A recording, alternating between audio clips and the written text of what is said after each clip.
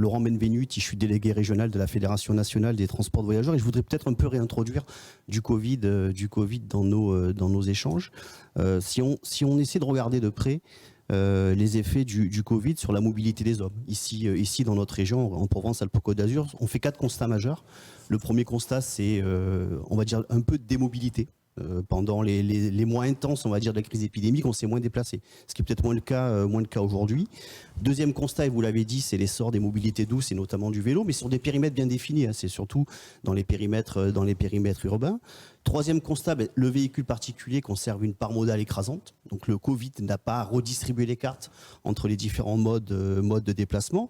Et quatrième constat, qui est un constat alarmant du point de vue des opérateurs et des autorités de transport, c'est une désaffection des réseaux de transport public avec 2 effets. Donc le premier effet, c'est un essor des pratiques de mobilité les moins vertueuses.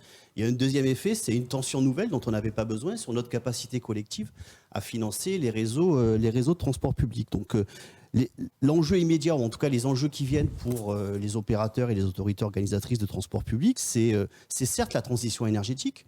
Et je rejoins le constat que vous avez fait dans vos slides sur la logique additive en matière de transition énergétique. Quand on parle de transition énergétique dans les transports publics, effectivement, on compile des solutions avec le gazole, le GNV, les biocarburants, l'électricité, demain l'hydrogène. Donc cette logique additive, je la partage tout à fait et je la constate, entre guillemets, de visu dans les échanges qu'on peut avoir avec les opérateurs et avec les autorités de transport. Mais plus sûrement, pour les mois qui viennent, l'enjeu urgent, qui est quasiment un enjeu existentiel pour les réseaux de transport public, c'est la reconquête de la clientèle et la reconquête de nos parts modales, notamment pour aborder franchement et avec beaucoup d'ambition ce qu'on appelle aujourd'hui la transition sanitaire.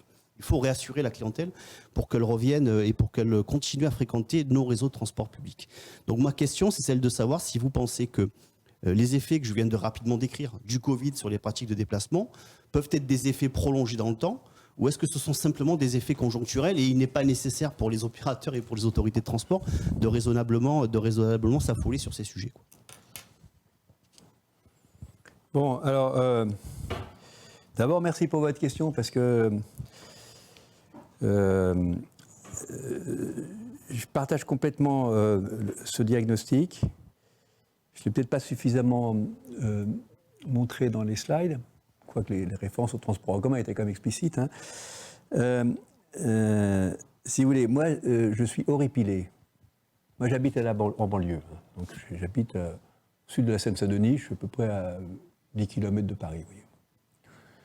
Chez moi, le vélo, je fais du vélo, mais c'est pas un mode de transport, c'est un mode de loisir, c'est pas un mode de transport.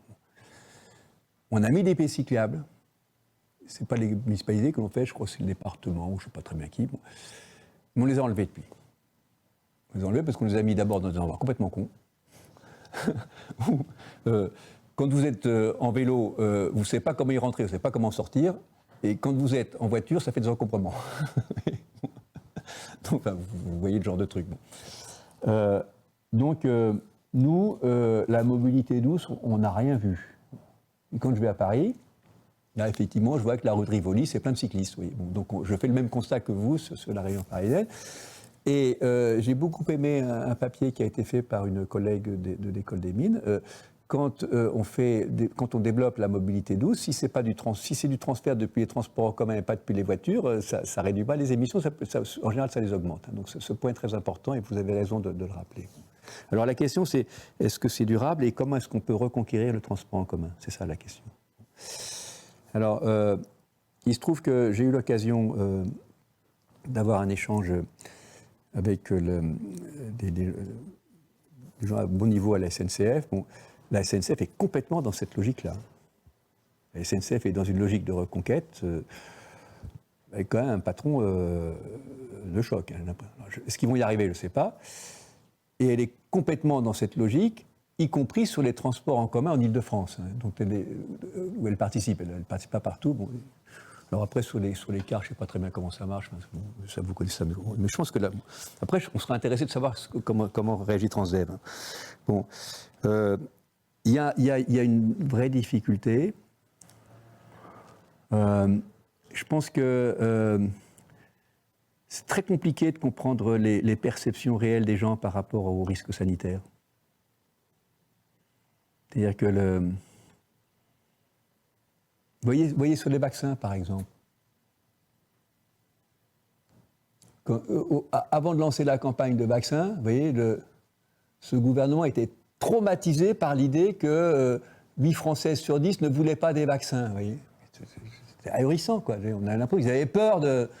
Bon, les vaccins, c'était la vague. Bon, donc, c'est très difficile d'anticiper. Il y a forcément une part qui va disparaître avec le... Bon. Et puis, il y a un autre volet, à mon avis, qui est... Alors, je ne sais pas s'il est transposable chez vous, mais que moi, j'ai vu dans le cadre d'une association dont je m'occupe aussi, qui gère pas mal de personnel pour l'inclusion du handicap, c'est que pendant le confinement, on a oublié les encombrements. Donc, pendant le confinement, on s'est dit, tiens, c'est incroyable, hein, notamment quand on est banlieusard, quand on prend la bagnole et ça va vite. Et puis, à mesure que ça déconfine, les encombrements reviennent, mais les gens se disent, tiens, c'est bizarre, j'avais pris l'habitude que ça me prenait 20 minutes et puis ça remonte. Donc je pense qu'il y a un effet de réadaptation qui va jouer. Mais ceci dit, là où je partage complètement votre point, c'est qu'il faut évidemment qu'il y ait une politique générale en faveur de tout ce qui est mobilité partagée, qui passe par les transports en commun, qui peut être aussi d'autres formes de partage, et que s'il n'y a pas des opérateurs punchy qui sont là-dessus, on n'ira pas, quoi, c'est sûr. Hein, bon. Pour l'instant, alors, ça a des côtés positifs sur l'avion. Vous voyez, c'est des côtés positifs sur l'avion. Mais bon, je partage votre point de vue. Qu'est-ce qu'il faut faire après moi, j'ai l'impression qu'il y a aussi un volet incroyable. Alors, je ne sais pas si c'est comme ça en province, mais en région parisienne, si vous voulez, le transport en commun, et notamment le RER et le bus, c'est un peu considéré comme le transport du pauvre. Moi, je ne prends que le transport en commun, en général. Bon. C'est considéré comme transport du pauvre. Bon. Comme en plus, souvent, je le prends à des heures un peu bizarres, et que je suis plutôt dans Seine-Saint-Denis, souvent, j'ai un peu l'impression d'être le seul cadre. Hein, tous les autres cadres, ils prennent. Bon.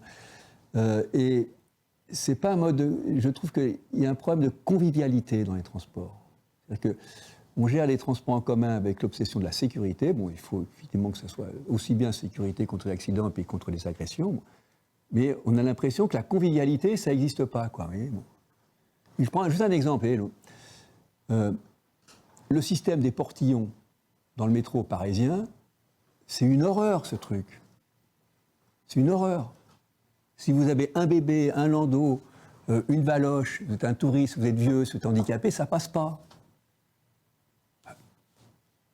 Qu'est-ce qu'on a besoin d'avoir des portillons? Est-ce que vous croyez que les portillons, ça va arrêter la délinquance et la fraude? Enfin, c'est débile, ce truc, franchement.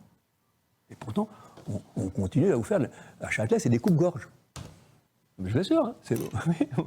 Donc, moi, je pense que il y a vraiment il y a presque une reconquête culturelle à faire du transport en commun, oui. Voilà. Je ne sais pas si ça répond à votre question, mais en tout cas, je partage complètement votre point de vue, quoi, si vous voulez. Et il faut le faire aussi je ne sais pas comment dire, il faut le faire dans un sens positif, quoi.